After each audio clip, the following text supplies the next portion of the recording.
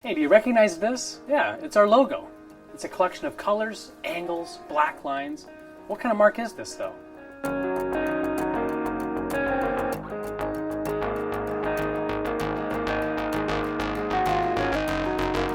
Hello, my name is J.D. Houvener, registered USPTO patent attorney, and I'm the managing partner here at Bold Patents Law Firm.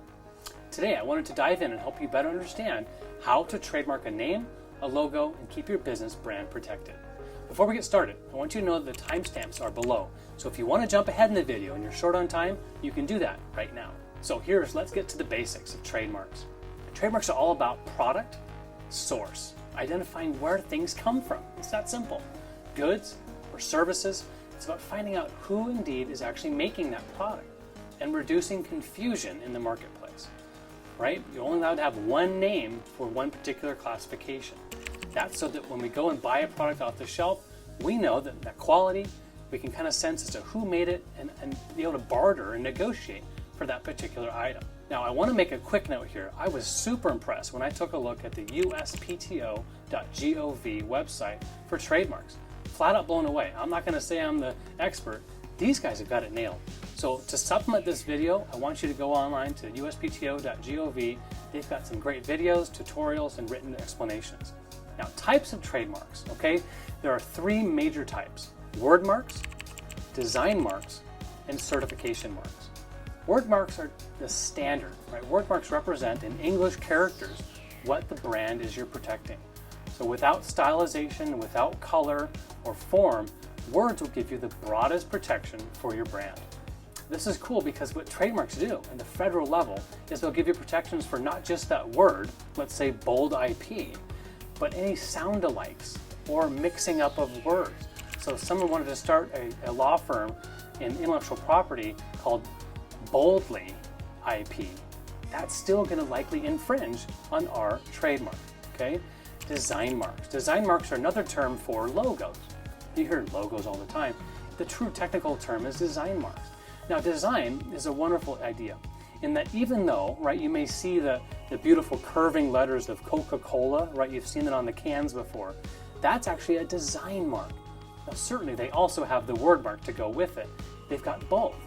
The design mark will actually protect just the ornamental appearance. It's really treat it more like a work of art as opposed to the letters that it's spelling out.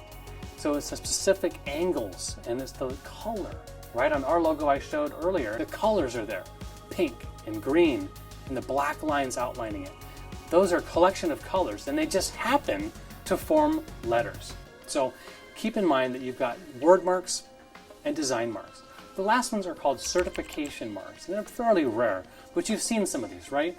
Organic, fair trade. Some of these certification organizations have different distinctions. All right, so let's go to the next subject, which is common law.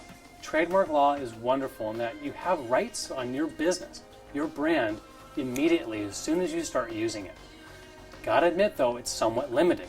You're only going to be able to get common law rights for the geographic scope in which you're doing business. A classic story from law school is the original Burger King, located in a little town in Iowa, started in 1930s. They were the first to use the word Burger King. They could only prove that they were able to serve customers in a 50-mile radius. The Burger King we all know today has to respect that. And so they're not allowed to enter into that halo of 50 miles in that little town in Iowa. But what if that Burger King had registered federally? They would have that name locked down nationwide. So let's talk about state versus federal trademarks. State trademarks really are only for those businesses that only ever plan to stay local. And there's plenty of types of businesses that are just like that and really never anticipate having customers out of state. Laundromats, sometimes, institutions like restaurants, small town bakeries, right? These are types of companies that sure, definitely should need to make sure they have trademark protection, but they don't need federal protection. Now, if you're conducting business online, you're gonna need federal protection, right? That is a no doubt need for you. There are three requirements in order to get a trademark. One, it's got to be distinctive. You've got to be the only term or use in the market in your class. You have to prove that you're selling. The trademark office doesn't give out names. You can't register a name if you're not doing business. They want to incentivize the stream of commerce. it must be source identifying. Now, there's different strengths to different marks. If you're selling, let's say, water bottles, and you're calling your company Water Bottle, that's not going to be able to get trademark protection because you're merely describing what the product is. Now, on the flip side, one of the most strong brands we probably all have heard about is Apple. What's funny is that that company doesn't even come close to selling fruit, right? They're selling computers. So Apple is actually a super strong trademark when it's an arbitrary term for that specific business.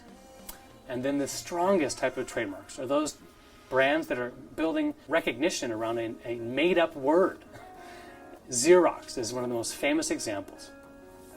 Xerox is a company that we all know, right? In fact, it almost became generic for making a Xerox or a copy. That is a fanciful term, and it's the strongest trademark. So, the last but not least, I want to make sure you're clear on when to put TM or when to put R on your products. Because of common law rights, you should be using TM whenever you want to signify and put people on notice that you're using a trademark. You use the circle R after you've gone through and sought federal trademark registration. Quick summary, I want to make sure you understand that we do have trademark basics. You understand the product source, there's no confusion in the market.